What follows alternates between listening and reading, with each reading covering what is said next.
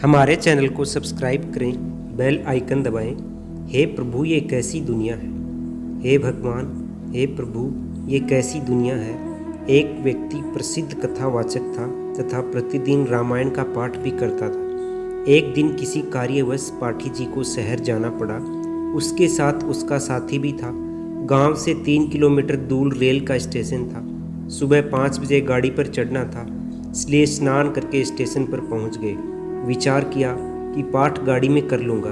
गाड़ी में चढ़ गए। जिस डिब्बे में दोनों चढ़े वह भरा था, कोई सीट खाली नहीं थी। कुछ व्यक्ति खड़े थे। गाड़ी चल पड़ी।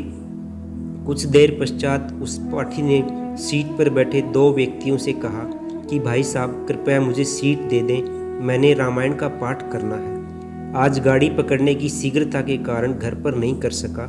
सज्जन पुरुषों ने पूरी सीट ही खाली कर दी।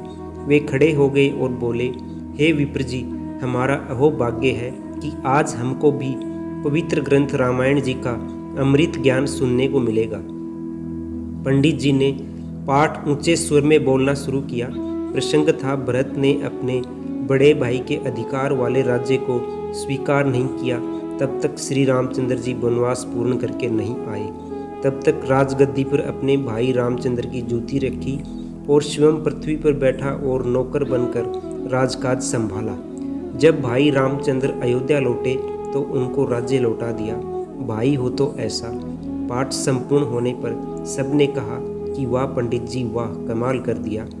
एक व्यक्ति उसी डिब्बे में ऐसा बैठा था जिसने अपने पिताजी की वर्सी पर एक दिन का पाठ करना था। कोई पाठी नहीं मिल रहा था। वर्सी अगले दिन ही थी। उसने पंडित जी से कहा कि हे गुरुजी, कल मेरे पिताजी की बरसी के उपलक्ष्य में पाठ कर दो। पंडित जी बोले कि कल नहीं कर सकता। सब उपस्थित यात्रियों ने कहा कि पंडित जी आपका तो कार्य यही है, इस बेचारे के लिए मुसीबत बनी है। परंतु पाठी साफ मना कर रहा था। सब ने पूछा कि ऐसा क्या आवश्यक कार्य है जो आप कल पाठ को मना कर रहे हो। पंडित जी बात को टाले, बस वैसे ही। उसका साथी बोला कि मैं सच्चाई बताऊं, यह कल क्यों नहीं पाठ कर सकता।